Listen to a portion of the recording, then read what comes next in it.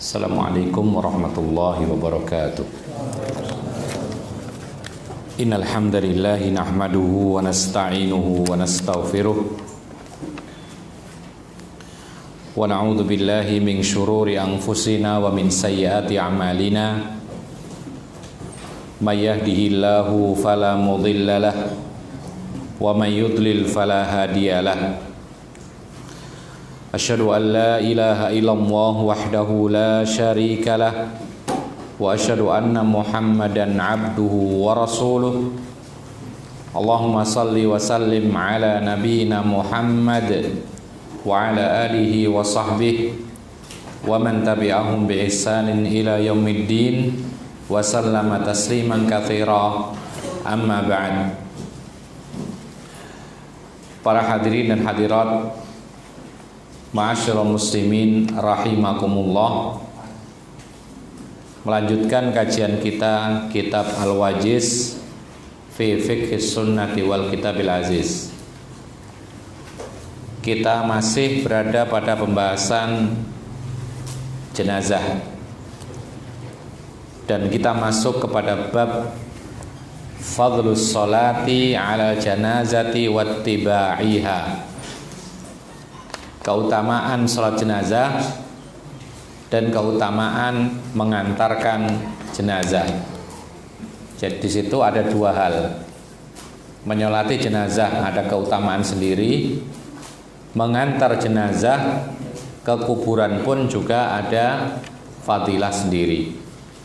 Jadi ini menunjukkan kepada kita, maka bagi orang yang terlambat tidak bisa mengikuti sholat jenazah, maka dia masih bisa mendapatkan pahala yang besar, yaitu dengan mengantarkan jenazah ke pekuburan. An Abi Hurairah radhiyallahu anin Nabi sallallahu alaihi wasallam qala man shalla ala janazatin wa lam yatba'ha falahu qiratun. Barang siapa menyolati jenazah, kata Rasulullah, meskipun tidak mengantarkannya, maksudnya tidak mengantarkan sampai kuburan, maka dia mendapatkan pahala 1 qirat.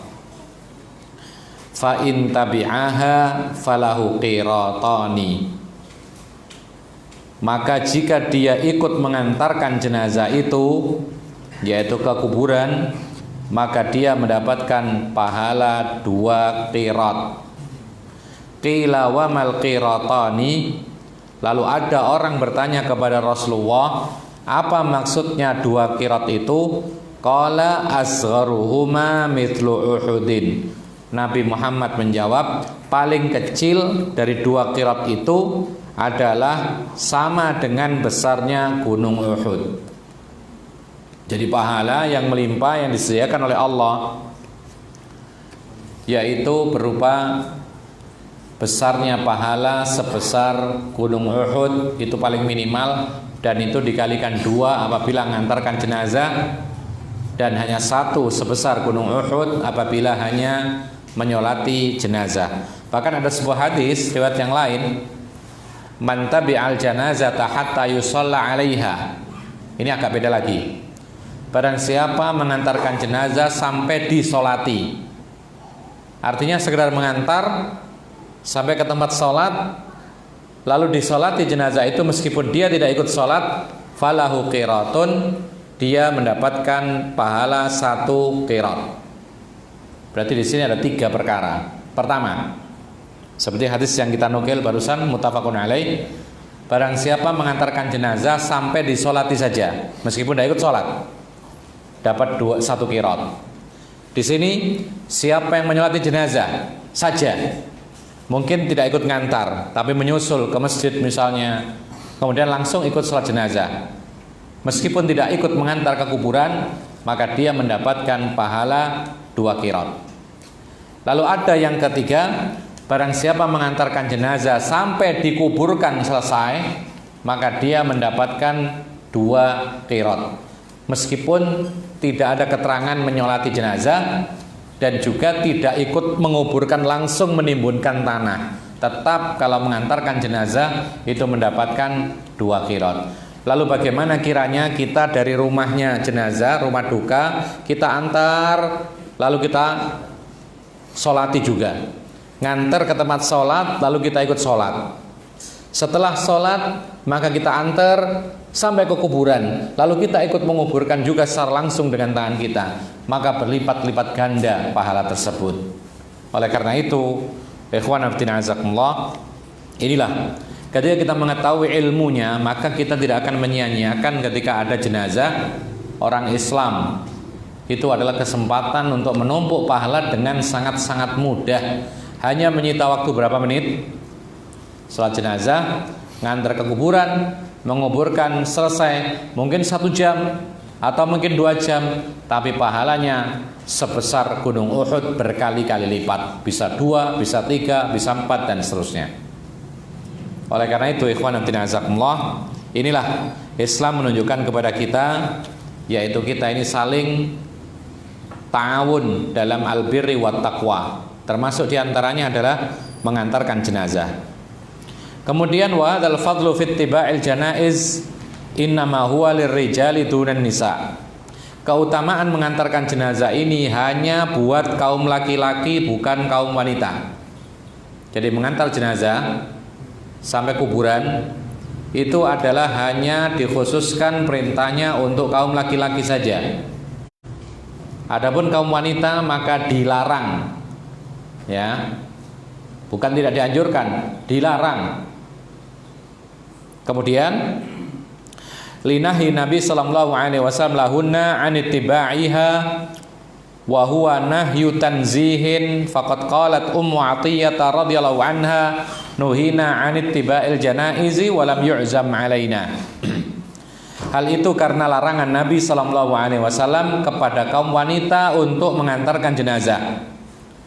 Dan ini menurut mayoritas para ulama, larangan ini adalah larangan kesempurnaan, artinya larangannya tidak sampai kepada derajat haram menurut satu pendapat. Ya.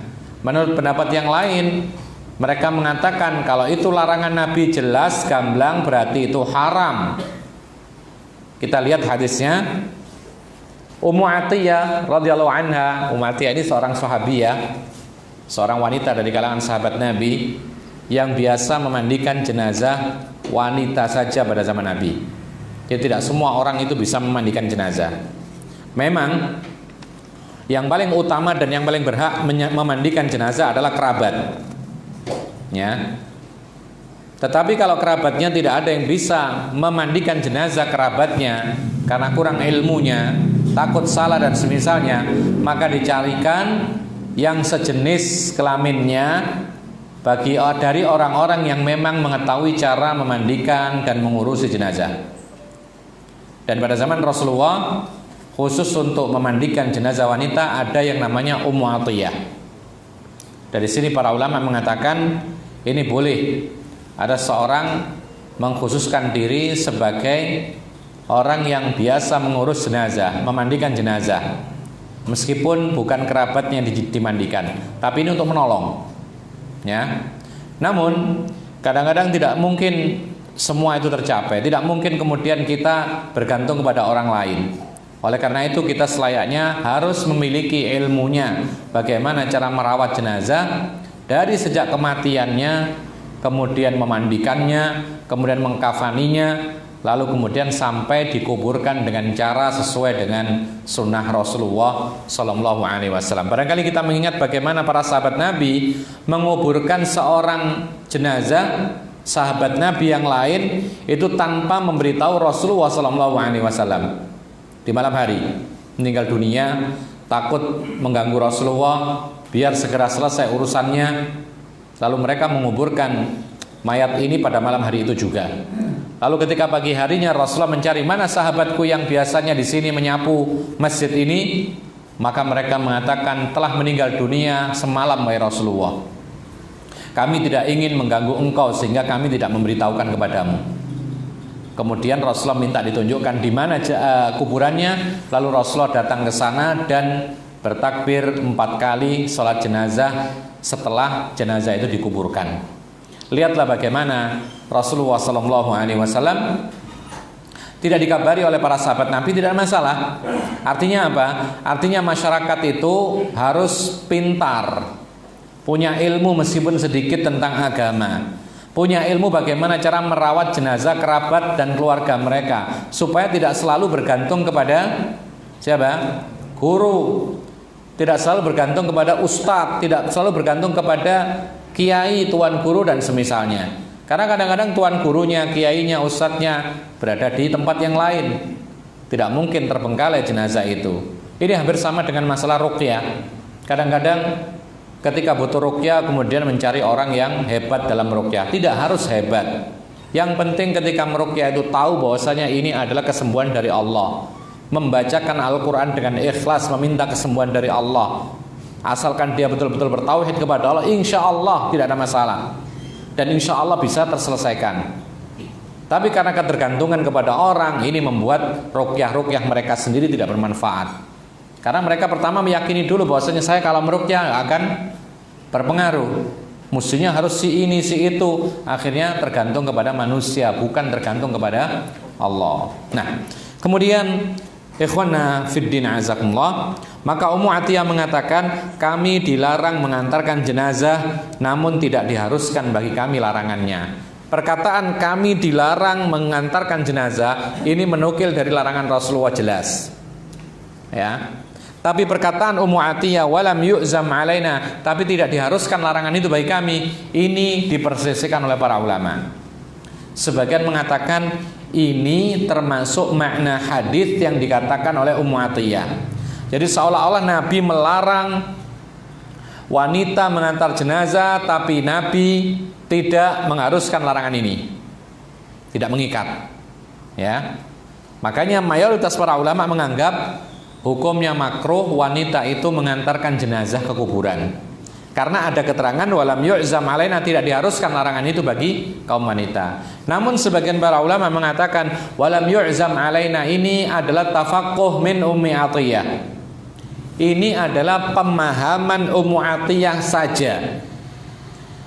Yang ada pada Rasulullah atau yang terucap oleh Rasulullah adalah larangan wanita mengantarkan jenazah, titik di situ. Lalu perkataan walam yu'zam alaina ini perkataan Ummu Atiyah, dia hanya beristihad, maksudnya adalah tidak diharuskan larangan itu. Ala kulli hal, perbedaan masalah walam yu'zam alaina ini apakah termasuk makna hadis Rasul atau pemahamannya Ummu Atiyah, yang jelas pada zaman sahabat Nabi, pada zaman Rasulullah masih hidup, itu tidak ada seorang wanita pun yang ikut berbondong-bondong mengantarkan jenazah kerabatnya, meskipun suaminya sendiri, tidak ada. Ya, kalau masalah ziaratul kubur nanti akan ada pembahasan lain. Tetapi kalau mengantarkan jenazah ketika menguburkan jenazah, maka ini bukan urusannya kaum wanita. Rasulullah telah melarangnya, sebagian mengatakan makruh, sebagian mengatakan haram, dan lebih hati-hati kita katakan itu adalah larangan yang mutlak, karena Rasulullah tidak memberikan penjelasan ini makruh atau haram, kembali kepada hukum asal. Setiap larangan hukumnya adalah haram. Lalu ikhwanna fiddin azakumullah, wala yajuzu an tutba'a al-janaizu bima yukhalifu syariah. Tidak boleh mengantarkan jenazah itu dengan diiringi sesuatu yang menyelisih syariat. Apa contohnya? Mungkin musik, apa lagi? Nangis-nangis, apa lagi? Zikir-zikir, apa lagi? Nyanyian, apa lagi? Melempar koin. Apa lagi? Apa maksudnya melempar koin ini? Kira-kira tujuannya apa? Melempar koin itu tujuannya apa kira-kira? Ini kami dulu masa kecil nggak ada, kami nggak menjumpai orang melempar koin ke jenazah. Tapi subhanallah sekarang ini hampir semua tempat, ketika ada jenazah lewat, mobil, truk, becak dan lain sebagainya melempar koin. Apa kira-kira tujuannya? Atau ada keyakinan biar tidak nular gitu matinya gitu? Allahu alam, kenapa ini? Itu bahaya. Kalau memang keyakinannya dengan melempar uang ini dihindarkan dari bala malapetaka, ini bahaya. Keyakinan. Seolah-olah kematian orang tersebut itu akan menular kepada dirinya. Seolah-olah kematian dia itu akan membawa kepada penyakit, membawa kepada mara bahaya dan lain sebagainya. Ini menyangkut akidah masalahnya. Ya, tapi kalau maksudnya sedekah ya bukan tempatnya lah. Sedekah kepada orang-orang sehingga mengacaukan orang yang lewat, anak kecil rebutan, jatuh-jatuh dan semisal, kan gitu. Maka ini kurang tepat kalau sedekah demikian. Yang lebih tepat kumpulkan, berikan kepada keluarga. Ini kan enggak dikumpulkan oleh anak-anak muda lalu diberi rokok, iya kan? Untuk jagongan dan semisal, kurang tepat malahan. Nah, yang jelas di dalam Islam tidak boleh mengantarkan jenazah itu diiringi dengan sesuatu yang menyelisih syariat. Wa qad ja'an nassu fiha ala amrayni raf'is sauti bil buka'i wattiba'iha bil bukhur. Dan telah ada dalam dalil yang syar'i ya, itu larangan mengantar jenazah dengan dua hal. Ini jelas, nanti yang lainnya dikiaskan. Termasuk yang membuang koin tadi dikiaskan. Apa itu? Dua perkara. Dilarang mengeraskan suara dan dilarang mengeraskan suara tangisan. Lalu yang kedua, dilarang mengiringi jenazah dengan obor, bukhur atau api atau yang semisalnya. Jadi kalau dahulu orang-orang jahiliyah kalau mengantar jenazah itu mereka membawa semacam perapian, ya, apa? Ya macam bukhur, macam apa ya, gaharu gitu ya. Jadi ada tempatnya perapiannya, dipasang di sini arang yang dibakar sampai membara, kemudian diletakkan gaharu. Ya, gaharu kemudian dibawa, biasanya paling depan dia ini. Paling depan, kemudian di belakangnya apa namanya? Jenazahnya, lalu di belakangnya lagi orang-orang yang mengantarkan jenazah. Ya. Nah, ini berkembang terus, akhirnya ada yang bawa obor. Ya. Kemudian modern lagi bawa apa namanya, sesuatu yang sifatnya itu menyala meskipun pagi hari siang hari. Maka ini adalah rentetan daripada kebiasaan kaum jahiliyah. Hah? Bercanda. Nanti akan kita jelaskan apa yang disunahkan. Nah, kalau bercanda, kalau tidak berlebihan, maka ini masih ada rukhsah keringanan. Ya, baik. Kalau berlebihan tidak boleh ya, berlebihan bercanda.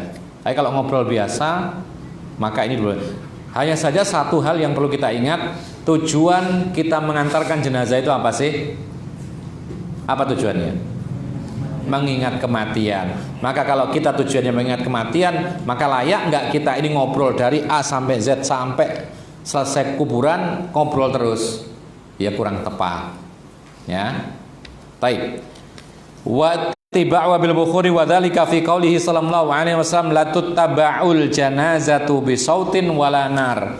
Jangan sampai diiringi mengantar jenazah itu dengan mengeraskan suara dan juga tidak boleh dengan api. Maksudnya api untuk bukhur tadi, berkembang bawa api obor dan semisalnya. Ya, kecuali kalau kebutuhan obor itu karena apa? Karena untuk penerangan lain lagi. Misal mau tidak mau harus menguburkan malam hari. Ya, zaman dahulu tidak ada alat-alat senter dan semisalnya, maka pakai obor, ini boleh. Ya. Tapi kalau sudah siang hari tidak butuh obor, pakai obor, lalu pakai yang lain-lainnya api dan semisal, maka ini tidak diperbolehkan. Ini zaman dahulu dan ini berkembang terus. Begitulah, perkara baru dalam agama itu selalu berkembang. Dan setiap berkembang satu bagian daripada perkara baru dari agama, maka biasanya sunnah Rasulullah yang betul-betul sahih itu tersembunyi atau mati. Ya. Setiap kali bertambah bid'ah, maka sunnah akan tenggelam. Setiap kali sunnah berkembang, maka bid'ah akan tenggelam. Itu sunnatullah. Nah, kemudian wal yulhaqu bidzalika raf'us sauti bidzikri amamal janazati li'annahu bid'atun wa liqauli Qais bin Abbad kana ashabun Nabi sallallahu alaihi wasallam yakrahuna raf'as sauti 'indal janazah. Digabungkan dengan masalah ini yaitu terlarang juga yaitu mengeraskan suara berzikir. Ya, apapun zikirnya tidak boleh. Kecuali kalau berzikir sendirian. ya, tidak dikeraskan, ini tidak ada masalah. Tetapi yang diperhatikan atau yang dicatat adalah larangan untuk mengeraskan suara zikir, yaitu di sisi jenazah. Karena itu adalah perkara baru dalam agama pada zaman Rasulullah, pada zaman Khulafaur Rasyidin. Itu tidak ada kisah para sahabat Nabi atau orang-orang yang mengantar jenazah itu mengucapkan zikir dengan suara yang jahar. Ya. Tidak ada Allahumma sholli ala Muhammad, tidak ada. La ilaha illallah, tidak ada. Allahu akbar, tidak ada. Apalagi biasanya? Selain la ilaha illallah apa? Sudah itu aja ya. Nah, terus kalau seandainya kita terima, kenapa harus la ilaha illallah gitu loh? Kenapa enggak yang lain? Kenapa enggak pakai zikir yang lebih afdal seperti subhanallah bihamdi, subhanallahil azim? Itu kan juga zikir.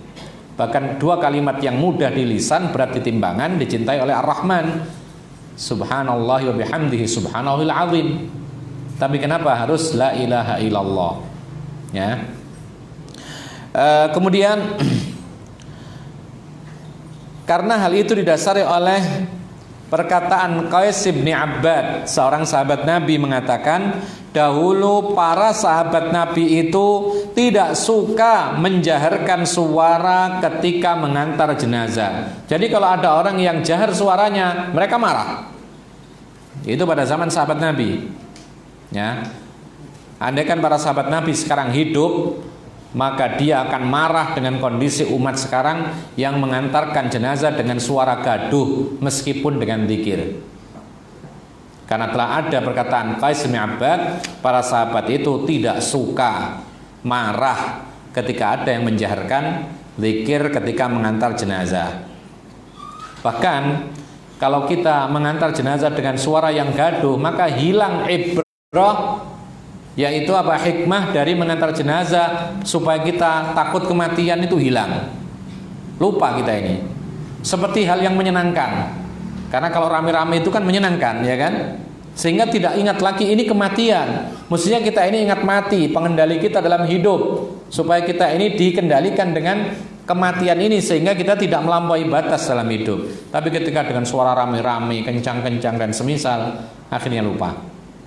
Kemudian wali anna fihi tasyabbuhan bin nasara, mengeraskan suara dengan zikir ketika mengantar jenazah. Alasan yang lain adalah karena meniru-niru gaya orang Nasrani ketika mengantar jenazah. Orang Nasrani bagaimana mengantar jenazah? Lihat sekarang. Dan itu juga meneruskan kisah dahulu orang-orang Nasrani, melestarikan kebiasaan mereka dahulu.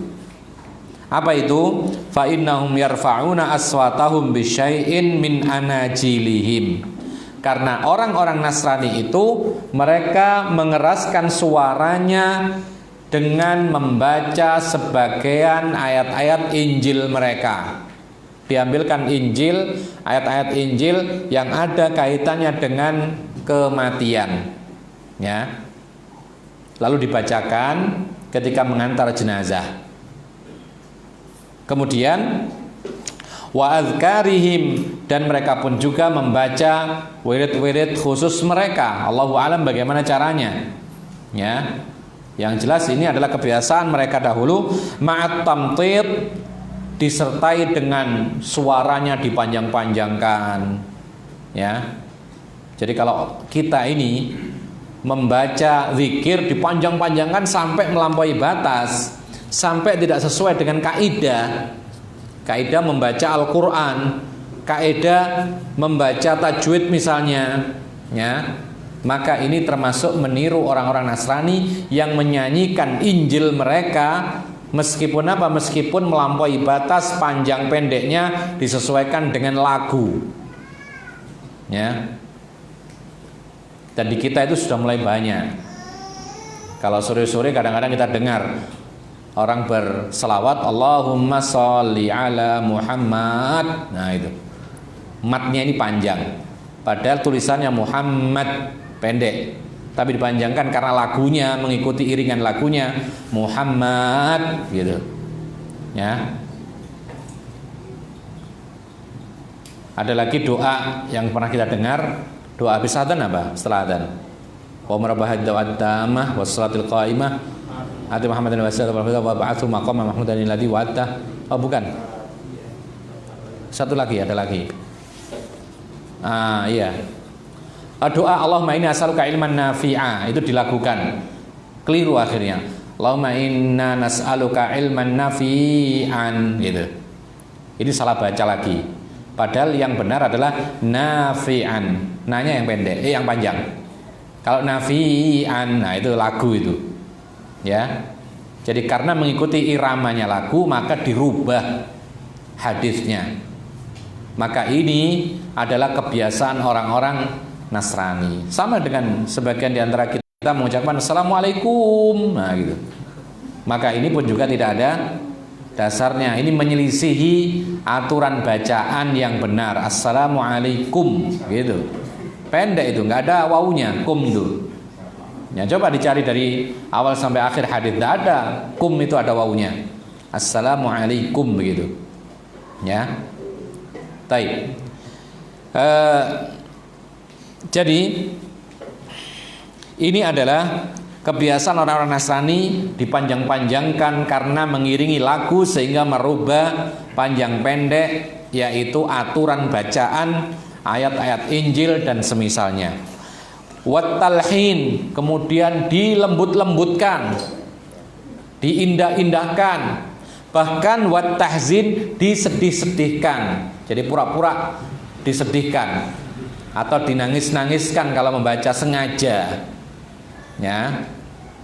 Maka ini tidak boleh. Justru Islam itu mengajarkan kepada kita kalau kita dapat musibah, ya, sedih boleh, tapi jangan keterlaluan dan jangan sampai kemudian dilanjut-lanjutkan, ditambahi lagi, diingat-ingat lagi.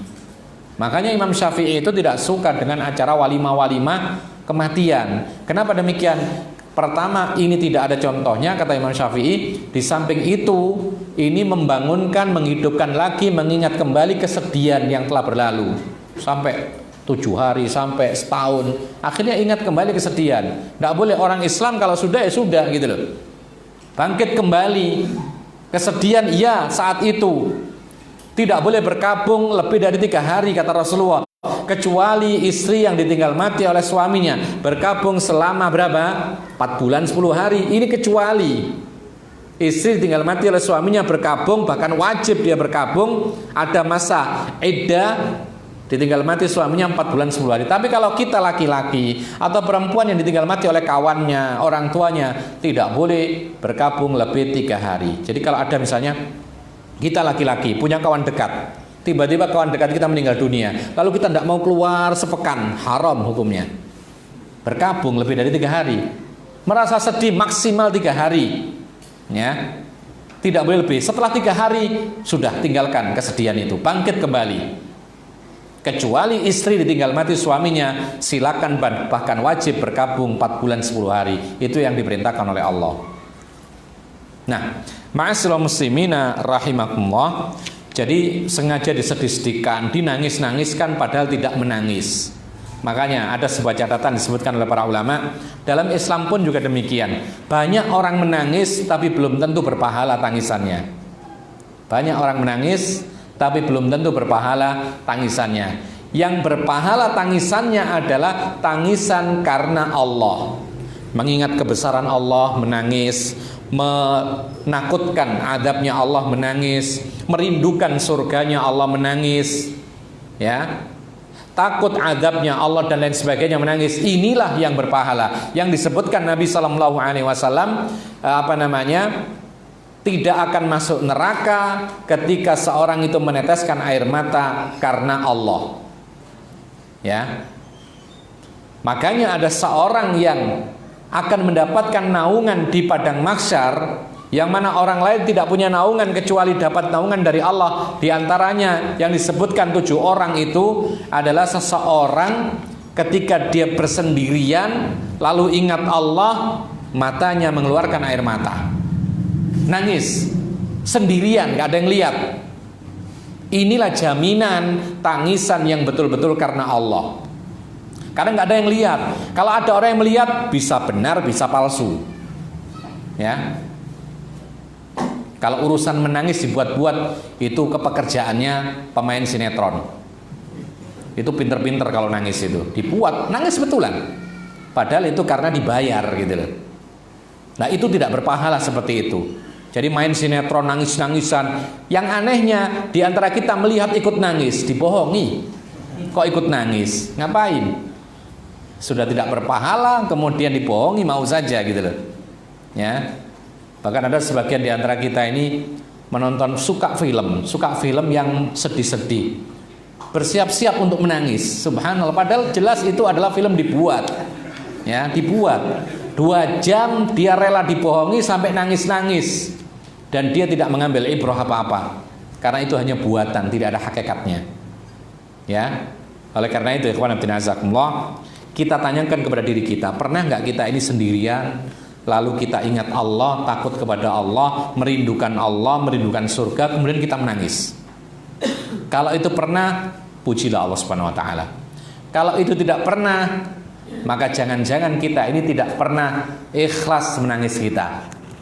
Kalau masalah menangis di hadapan orang, sekali lagi itu bisa benar, bisa tidak benar. Memang tidak boleh kita suudzon. Kalau ada penceramah menangis ya, kita tidak boleh suudzon.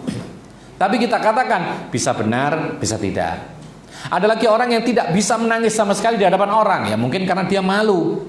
Kalau menangis, dia tahan, dia kuat menahan daripada menangis di hadapan orang, dia merasa malu, tidak mau menangis sehingga ditahan. Dan itu kebiasaan para salaf juga. Ya. Imam As-Sakhtiyani, beliau ketika berceramah menyampaikan hal-hal yang sifatnya itu nasihat, ketika dia membacakan Al-Quran, ketika kita menyampaikan nasihat kepada umat, pas yang disampaikan ini hal-hal yang berkaitan dengan neraka, ya, lalu kemudian langsung tersentuh hatinya sendiri. Kemudian dia ingin serasa menangis, dia tahan, kemudian mukanya merah. Kemudian orang yang nangis ya biasa terisak, kemudian keluar dari hidungnya sesuatu kan gitu. Maka dia segera mengusap wajahnya, diusap wajahnya, apa maksudnya? Sambil mengatakan inna zuka masyadid. Ini tipu daya yang dibolehkan. Beliau tidak ingin diketahui sebagai orang yang menangis karena padahal ini karena Allah gitu loh. Tapi dia usap wajahnya lalu dia mengatakan sesungguhnya flu ini berat sekali. Padahal dia nangis gitu loh. Jadi untuk apa? Supaya orang tidak mengetahui bahwasanya dirinya sedang menangis karena Allah. Malah disembunyikan. Kalau orang sekarang malah dipertontonkan. Malah diundang orang menangis. Ayo kita menangis bersama begitu. Ya. Kemudian dibuat supaya bagaimana doanya itu menyedihkan. Maka ini tidak disyariatkan seperti ini.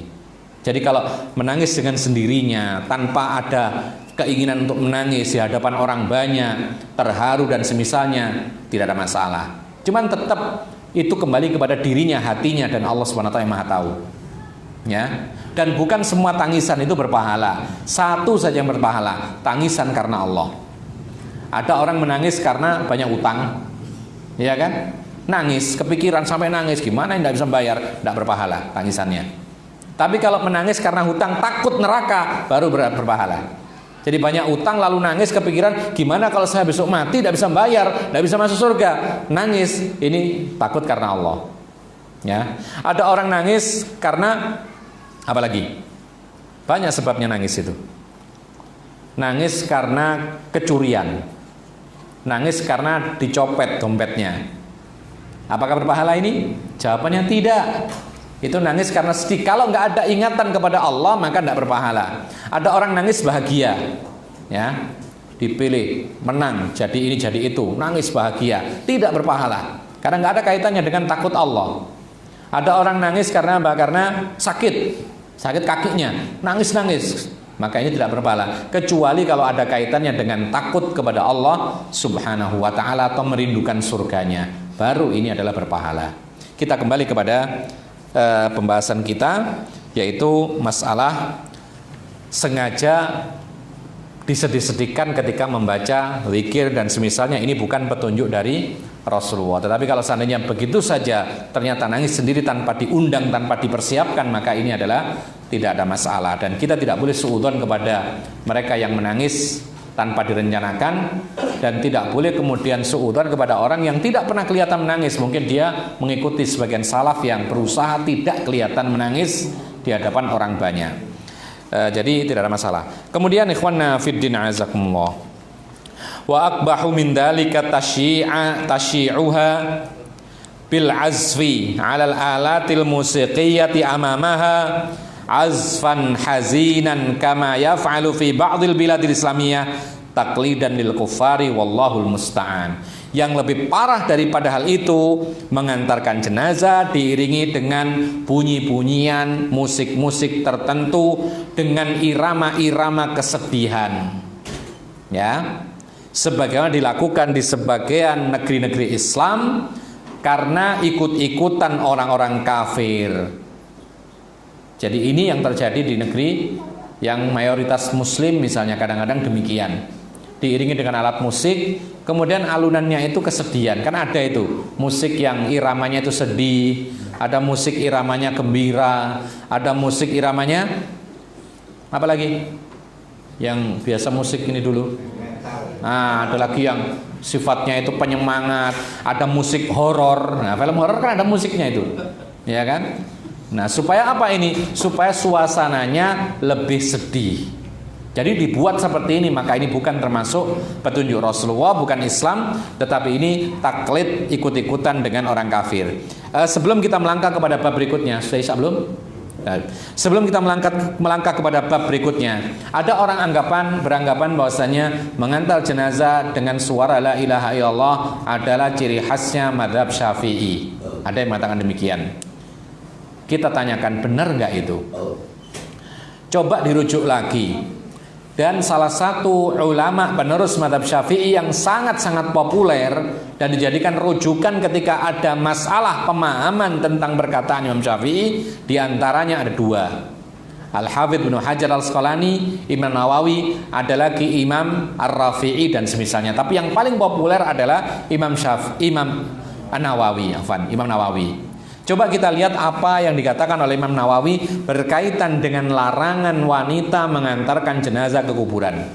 Beliau mengatakan, wa'lam annas shawab. Ini dituliskan dalam kitab Al-Adhkar halaman 203, bisa dicatat. Nanti rujuk lagi. Al-Adhkar Imam Nawawi 203. Beliau mengatakan, wa'lam annas shawab wal mukhtara wa makana alaihi salafus sukut fi halis sayri ma'al janazah fala yurfa'u sautun bi qira'atin wala dzikrin wala ghairi dzalika. Kata beliau, ketahuilah yang benar dan yang harus diambil dan yang dipegang oleh para salafus saleh adalah tidak bersuara ketika mengantar jenazah. Ini perkataan Imam Nawawi. Silakan dirujuk lagi. Bukan kita yang mengada-ngada, bukan kita mengingkari karena kita berbeda. Enggak, ini justru kita sampaikan madhab Imam Syafi'i sendiri. Dia sendiri mengatakan bahwasanya ketahuilah yang benar dan yang harus diambil dan yang dikerjakan para salafus saleh adalah tidak bersuara ketika mengantar jenazah. Maka tidak boleh dikeraskan suara apapun, baik bacaan Quran, zikir atau yang lainnya, apalagi bernyanyi. Ya, tidak ada. Lalu dia menutup kalamnya, tsumma qala wala taghtarra bi kathrati man yukhalifu. Nah, ini yang poin yang sangat penting. Dan jangan sekali-kali engkau tertipu dengan banyaknya orang yang menyelisih perkataan ini. Artinya pada zamannya Imam Nawawi, ada nggak orang yang mengantar jenazah dengan suara-suara tadi? Ada, bahkan dia banyak. Bikatrati man yukhalifu. Jangan tertipu dengan banyaknya orang yang menyelisih hal ini. Artinya menyelisih perkataan Imam Nawawi. Banyak orang yang mengantar jenazah itu dengan zikir-zikir dikeras-keraskan, ya, apapun bentuknya. Ada yang baca Quran dan semisal. Maka ini ternyata menyelisih madhab Syafi'i itu sendiri yang seperti dikatakan oleh Imam Nawawi. Kemudian ma'asyiral muslimin rahimakumullah. Lalu apa yang dilakukan oleh orang yang mengantarkan jenazah? Mengingat kematian. Dengan apa caranya? Bebas. Ya. Yang penting jangan melamun. Apa bebas maksudnya? Berzikir dalam hatinya atau dengan suara tapi tidak dikeraskan. Membaca Al-Qur'an, berdoa, Bagaimana dengan ngobrol dengan yang lainnya? Kita katakan tidak layak. Andai kan sekedar sapaan, bagaimana kabarmu, kapan datang, ya tidak ada masalah. Karena ini tidak menafikan atau tidak bertolak belakang dengan mengingat kematian. Jadi yang paling penting adalah mengingat kematian. Jangan sampai kemudian tidak mengingat kematian sama sekali. Ya. Kemudian wajibul isra', bab berikutnya, wajibul isra'u fis sayri biha sayran dunar ramli. Wajib menyegerakan atau mempercepat jalan mengantar jenazah. Jadi kalau kita mengantar jenazah bukan lari ya, berjalan tapi dicepatkan. Tapi bukan seperti orang lomba jalan cepat loh ya. Kalau lomba jalan cepat itu terlalu cepat, itu tergesa-gesa. Jadi berjalan, kalau kita gambarannya begini. Kalau dari sini ke jalan raya, ya, berjalan biasa butuh berapa menit kira-kira?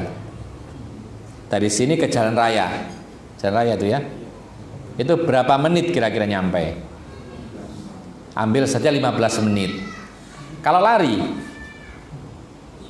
5 menit, ya kan? Nah, berarti antara jalan biasa dengan lari itulah mempercepat jalan.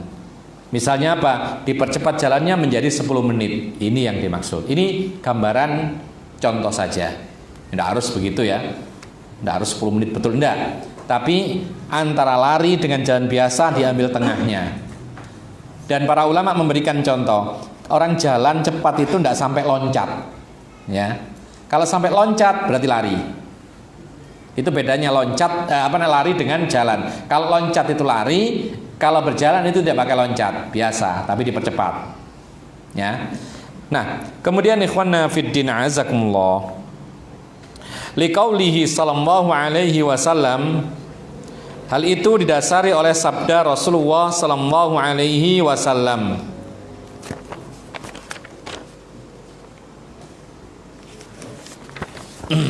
Asri'u bil janazati fa in taku salihatan fa khairun tuqaddimunaha alaihi wa in taku ghaira dzalika fa syarrun tad'unahu an riqabikum. Kata Rasulullah sallallahu alaihi wasallam, segerakanlah urusan jenazah. Karena jika jenazah itu baik, berarti kalian itu mempercepat kebaikan untuknya. Dan jika jenazah itu tidak baik, berarti keburukanlah yang kalian letakkan dari punggung kalian, supaya tidak lama-lama keburukan di pundak kalian, segerakan selesai. Ya, makanya para ulama mengatakan dari hadis ini berlaku untuk mengantarkan jenazah, dan semua kepengurusan jenazah itu dipercepat dari biasanya. Dari sejak mengurusi jenazah, misalnya meninggal dunia di rumah sakit, segera administrasinya segerakan beres, bawa pulang segera. Bila perlu pakai ambulan. Ya, nggak boleh ya, pakai mobil biasa boleh nggak bawa pulang jenazah? Nggak boleh ya. Ya berarti harus pakai ambulan. Jalannya pun cepat. Makanya ini di tempat kita ambulan, bahkan di dunia semuanya ambulan itu ada keistimewaan, menerabas lampu merah, mempercepat jalan, melawan arus. Ini boleh. Kenapa? Karena untuk mempercepat urusan jenazah. Cuman di tempat kita dan yang lainnya itu bukan karena pahalanya, tetapi karena emergensi. Buktinya orang sakit pun juga demikian. Tapi di sini maksudnya adalah mempercepat itu juga dapat pahala. Dari sejak dibawa pulang ke rumah duka, lalu diurusi, dimandikan, segerakan, sampai disolati. Makanya para ulama mengatakan di antara hikmah kenapa sih sholat jenazah itu tidak ada rukuk dan sujud. Jawabannya karena jenazah itu urusannya disegerakan. Kenapa juga tidak pakai ayat-ayat Quran ketika membaca di dalam sholat jenazah? Sama, karena urusan jenazah itu disegerakan. Ini enggak sama dengan tarawih ini. Sholat jenazah itu tidak ada bacaan ayat yang panjang-panjang. Bahkan surat yang dibaca hanya Al-Fatihah. Ya, enggak perlu yang lain-lainnya. Memang ada sebagian riwayat ditambah surat pendek ada. Tapi kebanyakan riwayat Rasulullah sholat jenazah itu takbir pertama hanya Al-Fatihah, kemudian yang kedua salawat, kemudian yang ketiga doa, kemudian yang keempat salam, atau doa ditambah lagi kemudian salam. Kemudian ikhwan fillah azakumullah, wa yajuzul masyu atau masyi amamaha wa khalfaha wa an yaminiha wa yasariha ala an yakuna qariban minha illa raqibu fayasiru khalfaha li hadits Al-Mughirah bin Syu'bah. Qala Rasulullah sallallahu alaihi wasallam, ar-raqibu khalfal janazah wal masyi haitsu sya'a minha. Boleh bagi para pengantar jenazah berjalan kaki, baik di depannya, di belakangnya, kanannya atau kirinya. Para pejalan kaki lebih luas pembahasannya, lebih gampang. Artinya boleh di depan, boleh di belakang, boleh di sisi kanan, sisi kiri. Ya, yang penting hati-hati kalau lawan arus, kan gitu. Jangan sampai mentang-mentang ini jenazah dihabiskan jalannya sehingga orang lain dari depan macet. Ini juga keliru, zalim. Nggak boleh. Jadi meskipun kita ini mengantar jenazah dapat pahala, tetap kita ini memberikan hak orang yang menggunakan jalan, terutama arus baliknya, ya, arus dari lawan. Kadang-kadang karena kita ini mentang-mentang banyak, kemudian sampai menyetop yang dari baliknya. Ini tidak boleh. Mereka punya hak untuk lewat, kita pun lewat, ya. Jadi perhatian seperti ini. Kemudian ikhwan fillah azakumullah, beliau mengatakan boleh di depannya boleh, ini pejalan kaki ya, samping kiri boleh, samping kanan boleh, belakang boleh, dengan syarat kalau bisa mereka yang berjalan kaki ini dekat dengan jenazah. Jalan kaki jangan jauh-jauh, ya. Jenazah sudah sampai, dia masih di rumah, ya, ini kejauhan. Dekat, mungkin beberapa meter. Yang namanya nganter kan dekat, ya, kita nganter ke manten misalnya kan dekat gitu, konvoy kan gitu. Ya meskipun pakai mobil kan dekat, itu baru nganter. Kalau nganter tapi ya saya masih di rumah, 2 jam lagi berangkat, ini nyusul namanya, ya, bukan ngantar. Tapi kalau bisa dekat dengan jenazah, hal itu, kecuali orang yang berkendaraan. Ini menunjukkan bahwasanya mengantar jenazah berkendaraan itu boleh atau tidak? Boleh. Tetapi catatannya adalah khusus untuk yang berkendaraan hanya boleh di belakang jenazah. Ya, kalau bawa kendaraan nganternya itu di belakang jenazah. Kalau jalan kaki depan boleh, kanan kiri boleh, belakang pun juga boleh. Terus didasari oleh hadis Mughirah bin Syu'bah, Rasulullah bersabda, orang yang berkendaraan ngantar jenazah berada di belakang jenazah, sedangkan orang yang berjalan kaki terserah. Depan boleh, kanan boleh, kiri boleh, belakang boleh. Lakin al-afdal al-masyi khalfaha li'annahu muqtada qaulihi sallallahu alaihi wasallam wattabi'ul janaiz. Tetapi jelas yang paling afdal, meskipun berjalan kaki boleh di depan, kanan, kiri boleh, tapi yang paling afdal adalah berjalan kaki itu di belakangnya. Loh, kenapa demikian? Karena itulah makna daripada sabda Rasulullah wattabi'ul janaiz. Ikutilah, antarkan. Ngikuti di mana? Masa ngikuti di depan? Ngikuti di belakang, ini afdalnya. Loh, di depan kan boleh, ya sekedar boleh rukhsah, keringanan. Tapi yang lebih afdal, yang namanya ngantar, ngikuti itu di belakang, ya. Kecuali yang menggotong mayat, nah itu mau tidak mau harus di bawahnya gitu loh. Tapi kalau kita ngantar, kalau bisa di belakang, siapapun. Kalau berjalan kaki itu afdalnya di belakang. Boleh di depan, kanan, kiri juga boleh. Tapi kalau pengendara kendaraan, baik itu mobil, motor, apalagi sepeda mungkin, ya sepeda, maka itu harus di belakangnya jenazah. Wa yu'ayyidu qaulu Ali radhiyallahu anhu al-masyi khalfaha afdalu minal masyi amamaha kafadli salatir rajuli fi jama'atin ala salatihi fadha. Dan dikuatkan oleh perkataan Ali bin Abi Thalib. Apa kata beliau? Berjalan kaki mengantarkan jenazah di belakang jenazah itu lebih utama daripada berjalan kaki di depannya, seperti, nah ini perkataan Ali, athar namanya, seperti keutamaan sholat berjamaah bagi laki-laki daripada sholat sendirian. Berarti apa? Sholat jenazah kan 27 kali lipat, berarti mengantarkan jenazah di belakang itu 27 kali lipat daripada di depan menurut Ali bin Abi Thalib. Wallahu a'lam. Adzan? Ya, adzan dulu, kita sambung sedikit nanti. Silakan.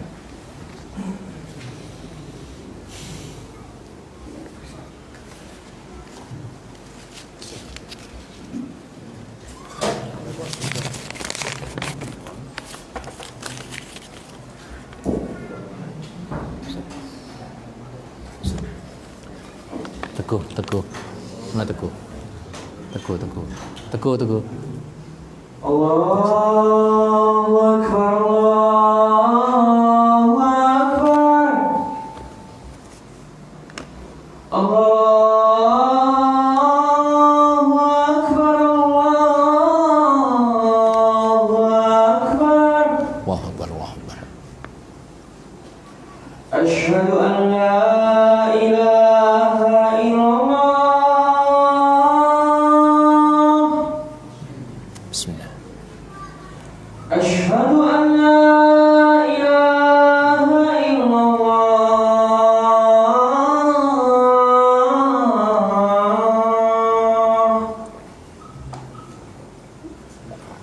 Asyhadu anna Muhammadar Rasulullah. Asyhadu an la ilaha Asyhadu anna Muhammadar Rasulullah.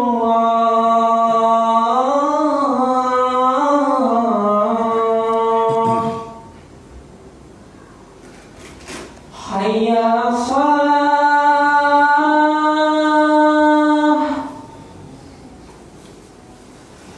Hayya 'alas shalah.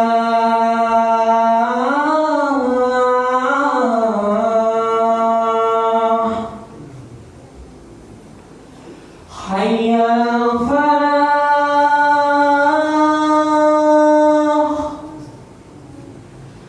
Hayya 'alal falah.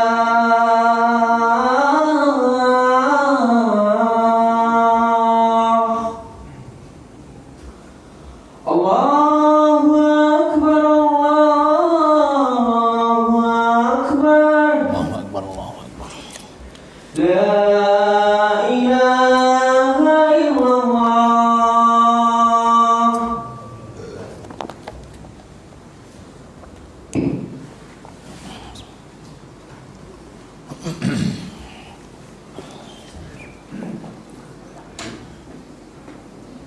Kita lanjutkan. Setelah kita mengetahui bahwa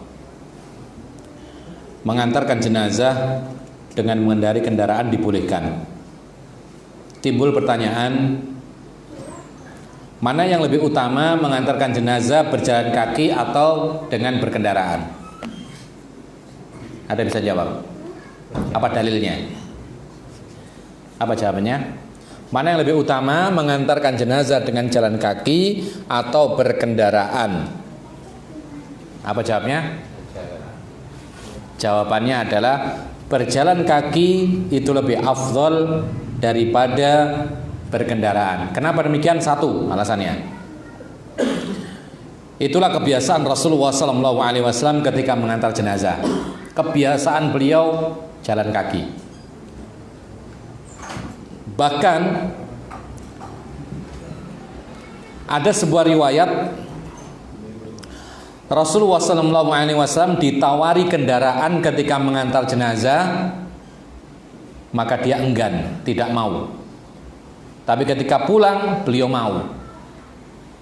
Maka ini menunjukkan kepada kita semua bahwasanya berarti mengantar jenazah itu afdolnya jalan kaki. Tapi tidak dilarang orang yang mengantar jenazah dengan berkendaraan. Ya. Jangan masalah afdoliyah kemudian diingkari apalagi di tengah orang banyak. Jangan, ini keliru. Dua-duanya boleh. Ya.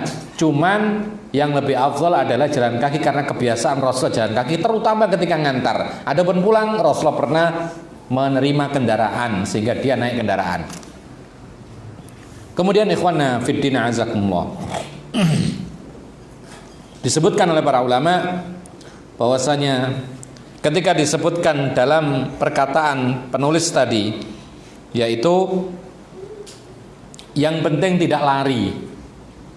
Jadi mengantarkan jenazah itu dipercepat tetapi tidak lari. Nah, ini pun juga catatan bagi kita apabila mengantarkan jenazah dengan ambulan, ya kan? Kadang-kadang pakai ambulan karena ada kebutuhan. Ya, mungkin karena tempatnya terlalu jauh sehingga yang memikul jenazah mungkin tidak kuat gitu loh. Ya, apa? Iya, apalagi naik turun gunung misalnya. Maka seperti ini jangan dipercepat ambulannya. dan juga matikan sirine. Iya, sirine ya, betul ya. Ya, dimatikan sirinenya. Jangan malah dikeraskan supaya orang, wah ini jenazah, jangan. Malah kena larangan membunyikan bunyi-bunyian tadi gitu loh. Karena kita sempat melihat sebagian ikhwan yang keluarganya meninggal dunia meminjam ambulan dari kita, kemudian kita lihat Masya Allah dikencengkan sirinenya dan kenceng sekali sehingga orang yang jalan kaki ketinggalan jauh, tidak bisa ngejar, lari pun tidak bisa. Ya, seperti membawa jenazah di jalan raya itu akhirnya. Ya, tidak benar juga ini. Beda ketika memindahkan dari rumah sakit ke rumah, silakan dipercepat, tidak ada masalah, dikebutkan supaya cepat sampai karena ditunggu tidak apa-apa. Tapi ketika mengantarkan dari rumah ke kuburan, itu adalah seperti orang berjalan tapi dicepatkan. Jadi jangan ngebut lagi, supaya ada orang tetap mendapatkan pahala meskipun dengan jalan kaki. Nah, oleh karena itu, ketika membawa jenazah itu dengan jalan kaki, itu dipercepat, jangan sampai lari. Kenapa tidak boleh lari? Jawabannya yang pertama, karena lari ketika mengantarkan jenazah atau memikul jenazah ini termasuk bagian dari sifat syaitan. Al-ajalatu minasyaiton, tergesa-gesa itu bagian dari setan. Yang kedua, karena tidak pernah pada zaman Rasulullah itu kejadian mengantarkan jenazah dengan lari, tidak pernah terjadi. Lalu yang ketiga, lari mengantar jenazah itu bisa memudorotkan jenazah. Ya, goncang-goncang keras, kemudian keluar darahnya dari hidung, dari lubang-lubang badannya itu keluar. Kalau jenazah itu agak terlambat menguburkannya biasanya. Apalagi yang mati kecelakaan, ya, itu sangat mudah sekali keluar darah dari hidung, dari telinga dan semisal. Maka ketika keluar sehingga membasahi kafannya, ya bagaimana? Kotor lagi, padahal dimandikan, disucikan itu supaya bersih gitu loh. Ya. Kemudian yang keempat, karena lari itu juga membahayakan orang-orang yang ngantar. Ya, terutama yang mikul bagian belakang. Itu biasanya kesandung nanti. Akhirnya jatuh. Ya kan, jatuh ya, kalau tidak apa-apa jenazahnya. Kalau jenazahnya terguling, ya hidup lagi tidak mungkin ya. Tapi kalau sampai tercecer, nah bahaya. Kan ada di video itu sampai jatuh ke sungai itu kan ada itu, ya kan, terpleset jatuh ke sungai, gimana? Untung tidak jatuh lagi, orang yang memikul akhirnya mati juga nanti. Akhirnya 2 jenazah akhirnya. Kemudian yang berikutnya disebutkan oleh para ulama, karena mengantarkan jenazah dengan lari itu mencegah orang-orang yang tua ikut mengantar. Ini sama dengan menghalangi orang tua mendapat pahala 2 qiraat tadi. Orang tua melihat, waduh anak muda semua yang ngantar, cepat sekali, saya tidak mampu, ini asam urat ini. Ya. Akhirnya tidak bisa ngantar. Akhirnya dia, orang-orang tua tidak bisa mendapatkan pahala. Ikhwan fillah, ada yang bertanya? Nah ini ada rupanya. Tolong saya diinformasikan itu dalil atau rujukannya. Katanya kalau malam Jumat itu ahli kubur mendatangi keluarga. Ya. Dan nunggu di depan pintu. Terus diapain? Didoakan oleh keluarga. Iya. Iya. Ini termasuk. Sekarang lagi nyebrang dia. Iya. Iya. Coba dicek lagi dalilnya, ada nggak dalil dari situ? Ya, buktinya ada yang melakukan. Komentari gitu kan mestinya ada. Hah? Buktinya kan. Enggak, sekarang masalahnya. Beritanya kan mestinya. Iya, sekarang masalahnya itu ada nggak dasarnya disebutkan nggak? Kalau nggak ada ya nggak usah gitu loh. Kan gampang dalam Islam ini. Apalagi ini menyangkut keyakinan ya. Keyakinan roh itu datang setiap malam Jumat, ya. Itu dari mana? Nggak ada. Jadi ini adalah keyakinan berkaitan dengan khurafat. Ini berkaitan masih ada sangkut pautnya dengan keyakinan dahulu sebelum Islam di negeri kita, yaitu animisme, dinamisme. Nggak ada. Mana? Nggak ada. Ya biasa. Artinya apa? Artinya? Lah iya, wallahu alam, karena nggak ada kami nggak bisa jawab gitu loh. Kalau ada hadisnya bisa diteliti. Oh, di Bukhari nomor sekian dicek, oh ada. Ini nggak ada sama sekali ya. Gimana gitu? Nggak ada sama sekali. Kalau ada keterangannya, biasanya kalau ada keterangannya kan disampaikan di situ, ini hadisnya. Ini kan tidak ada sama sekali, karangan siapa tidak tahu. Ya. Sehingga apa, akhirnya nanti akan ada acara ini, acara itu, minta apa, mengundang orang ngasih makan. Nah, intinya kan makan-makan akhirnya. Ya kan? Seneng-seneng akhirnya gitu loh. Jadi tidak ada semuanya ini.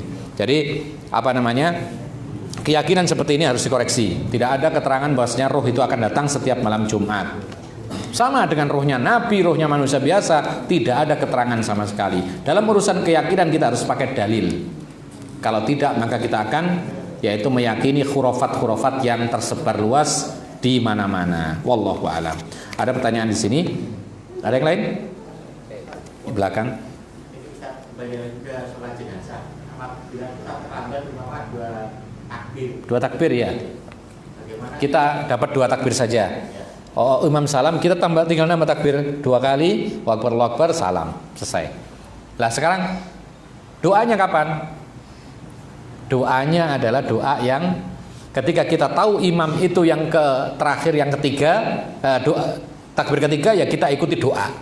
Nanti nambahnya ya sudah tambah sekali Al-Fatihah, tambah yang kedua salat atas Nabi, kemudian salam. Ya. Allah, seperti kita salat kalau masbuk misalnya. Kita ikut imam rakaat keempat, berarti kita ngerjakan rakaat keempat. Nanti tambahnya 1, 2, 3, gitu loh. Wallahu a'lam bishawab. Ya. Ya. Itu keutamaan mengantar jenazah itu kan sekarang ada yang pakai kereta sama yang Ya. Lebih utama mana mengantar jenazah pakai kereta? Ya, ada lagi pakai ambulan tadi. Ya. Roda atau dipikul. Jelas dipikul itu lebih utama. Karena pada zaman Rasul tidak pernah terjadi mengantar jenazah pakai roda, pakai kereta, tidak pernah. Ya, yang ada itu dipikul. Jelas ini lebih utama. Cuman apakah ini wajib? Ya, ataukah tidak? Sebagian mengatakan wajib dipikul supaya menjadi peringatan bagi orang yang hidup. Kelihatan gitu loh. Oh, ini jenazah. Tetapi seperti Syekh Albani mewajibkan. Bahkan beliau mengatakan termasuk perkara baru dalam agama adalah mengantar jenazah pakai mobil. Maksudnya jenazahnya pakai mobil gitu loh. Kalau yang ngantar pakai mobil tidak masalah, tapi jenazahnya dinaikkan kendaraan, maka Syekh Albani termasuk yang mengatakan ini termasuk perkara baru dalam agama. Tapi pendapat yang kuat kita katakan bukan termasuk perkara baru dalam agama, karena Rasul tidak melarang, hanya saja memberikan contoh jenazah itu sendiri dipikul oleh manusia. Ya. Nah, ketika tidak ada larangan dan contohnya dipikul, maka yang afdal adalah dipikul. Kemudian kalau memang ada hajat, kebutuhan dinaikkan kendaraan jenazahnya, maka ini tidak dilarang. Ada kok suatu ketika tempat meninggalnya orang dengan kuburannya itu sampai 10 kilo, mau dipikul 10 km, mau dipikul. Nah, bisa semaput semua nanti.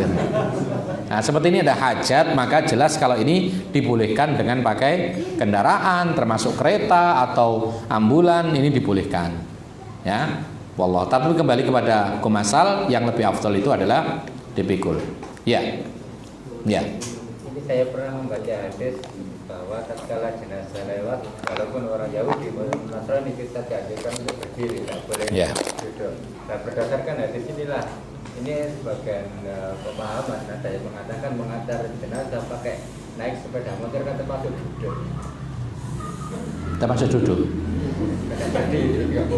Lah di sini rokib tadi orang berkendara masa naik onta berdiri begini. Yang dimaksud itu kan lebih afdal berjalan. Ya? Oh iya, tadi yang kita katakan mana yang lebih afdal berjalan atau berkendaraan? Rasulullah sampai ditawari kendaraan tidak mau berangkatnya. Ya dah, berarti yang lebih afdal berjalan kaki. Ini yang sebagian ada yang mengatakan katanya yang duduk di sepeda motor itu tidak boleh. Duduk di sepeda motor ketika ngantar maksudnya? Iya kan, karena lah yang duduk di mobil? Berdasarkan hadis itu. Ah lah ya, yang duduk di mobil gimana? Sama duduk. Namanya berkendaraan ya duduk semua. Karena Rasulullah mengatakan waraqibu khalfaha, yang berkendaraan di belakang jenazah harusnya. Yang namanya berkendaraan mesti duduk. Adapun yang disebutkan tadi ketika ada jenazah berdiri, memang ada riwayat demikian, namun ini dihapus dengan Rasulullah SAW ketika ada jenazah di akhir-akhir hayatnya, Rasulullah tetap diam, tidak berdiri. Ya, jadi memang ada riwayat awal-awal Islam itu ketika jenazah lewat, para sahabat berdiri. Tapi ada riwayat berikutnya di akhir hayatnya Rasulullah, para sahabat tetap diam duduk, tidak berdiri. Ya, jadi tidak perlu berdiri untuk menghormati jenazah, tidak. Karena itu sudah dimansuh, dihapus hukumnya oleh Rasulullah Sallallahu Alaihi Wasallam. Ya, yang lain? Adab setelah orang menguburkan kan sudah selesai. Itu adabnya apa? Soalnya kalau di rumah anak itu setelah perkuburan selesai, orang-orang mau pulang mesti doakan dulu. Ya. Gitu. Ya. Itu benar. Apa adab setelah menguburkan? Ini belum sampai ya, nanti ada, tapi tidak apa-apa. Ini berarti apa? Tambahan ilmu. Jadi apa adabnya setelah menguburkan? Apakah kita berdoa atau ceramah agama atau apa lagi? Hah? Apakah ditalqin atau apa begitu? Yang ada dari riwayat-riwayat yang sahih, setelah selesai penguburan, maka Rasulullah mengatakan kepada para sahabat yang masih belum pulang, usai menguburkan mayat, istaghfiru li akhikum was'alullaha lahu tathbita fa innahul ana yus'alu. Ini perkataan Nabi. Mintakan ampunan wahai sahabat-sahabatku untuk saudara kita ini. Ya. Dan mohonkan kepada Allah kebenaran ketika menjawab. Menjawab apa? Menjawab apa? Fitnatul kubur, man rabbuka wa matinuka wa man nabiyuka fa innahul ana yus'al, karena sesungguhnya dia sekarang ini ditanya. Itu yang ada.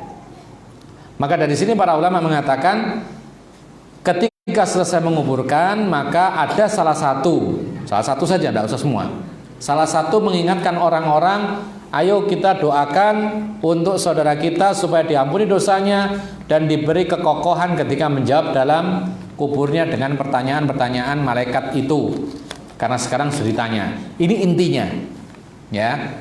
Intinya itu jangan sampai lewat ini. Ceramah lama lalu ini tidak ada. Jangan. Jadi itu intinya. Adapun tambahan sekedar pengingat, mauidhah, nambahi, ini ada pesan dari keluarga mayat, barang siapa yang merasa terzalimi atau yang merasa punya hutang gimana mayatnya?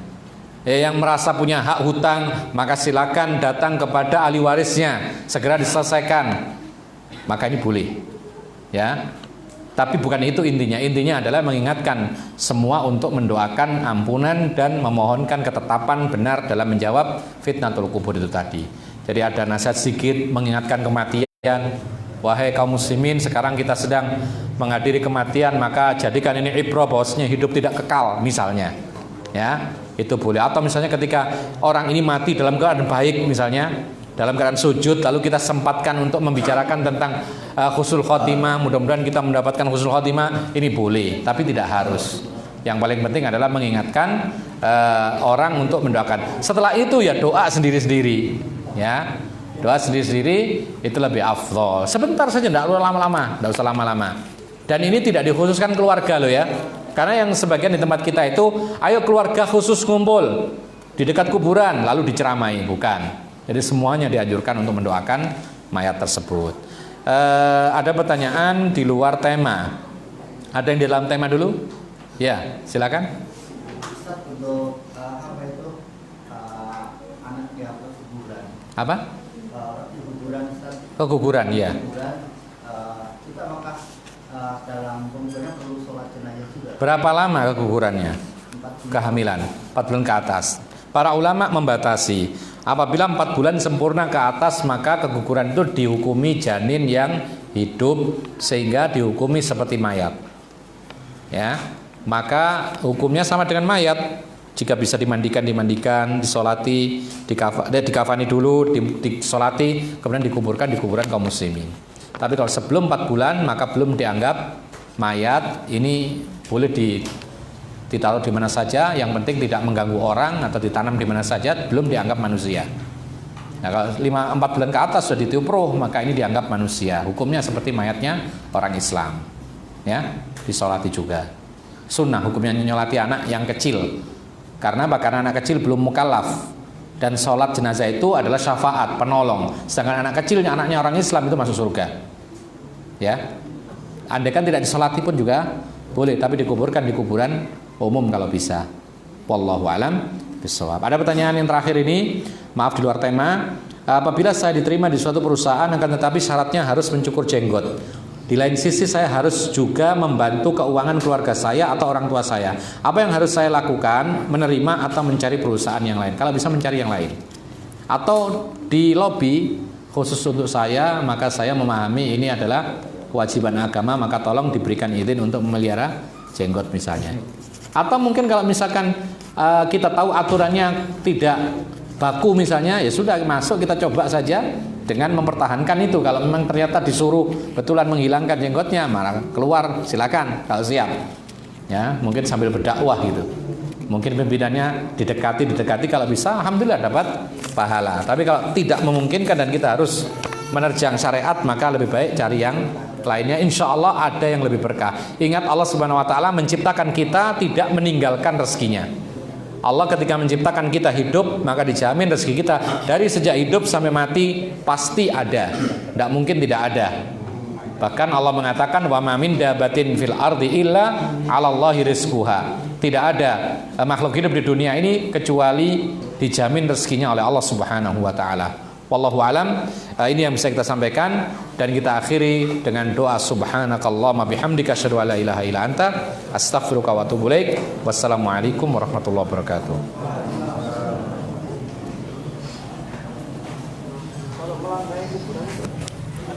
Kalau menginjak nggak boleh, masih boleh. Ya, nggak apa-apa. Tapi kalau bisa ada jalan yang lain, kalau bisa, ya.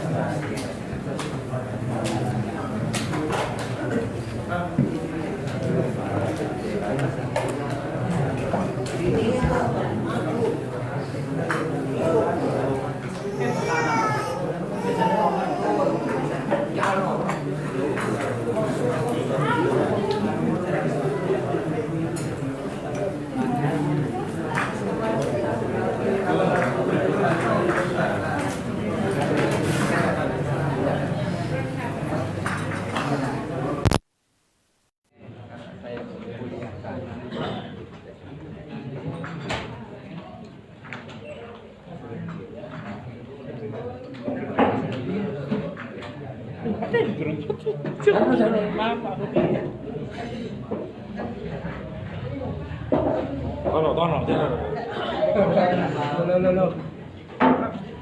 Kero itu loh maksudnya, maksudnya supaya.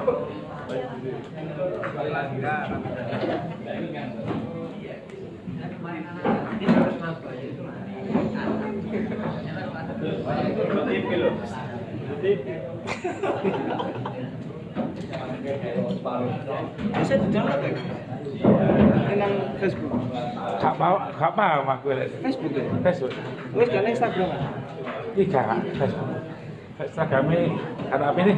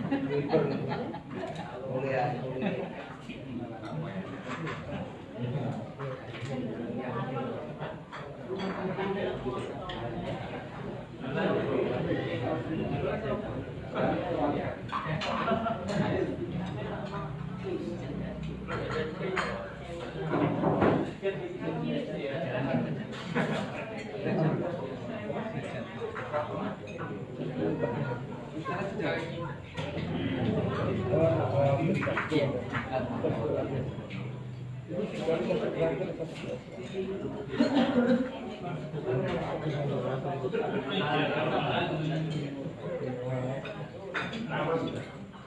tahu. Ada waktu masuk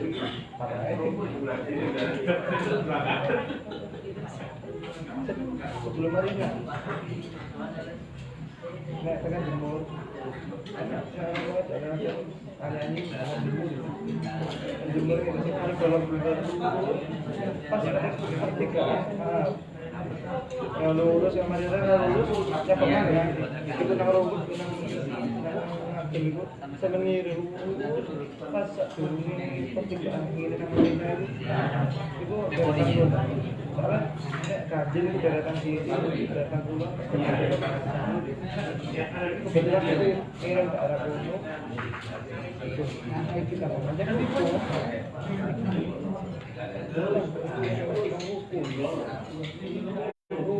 ini semen gitu kalau itu jadi kan betul beli sih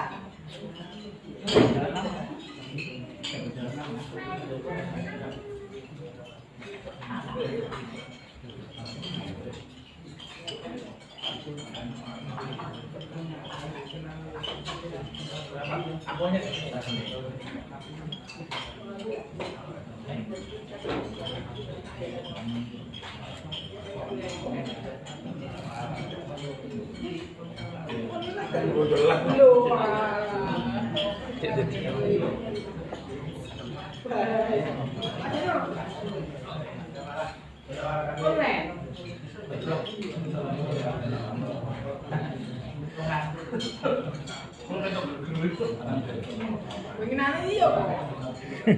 Kajian mangan kata gitu juga.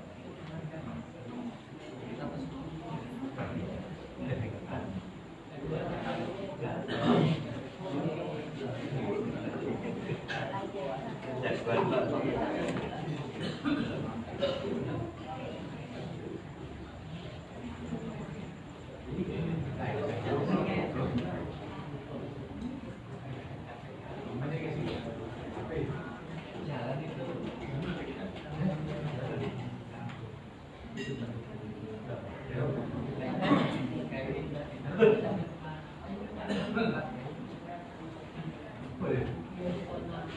teman.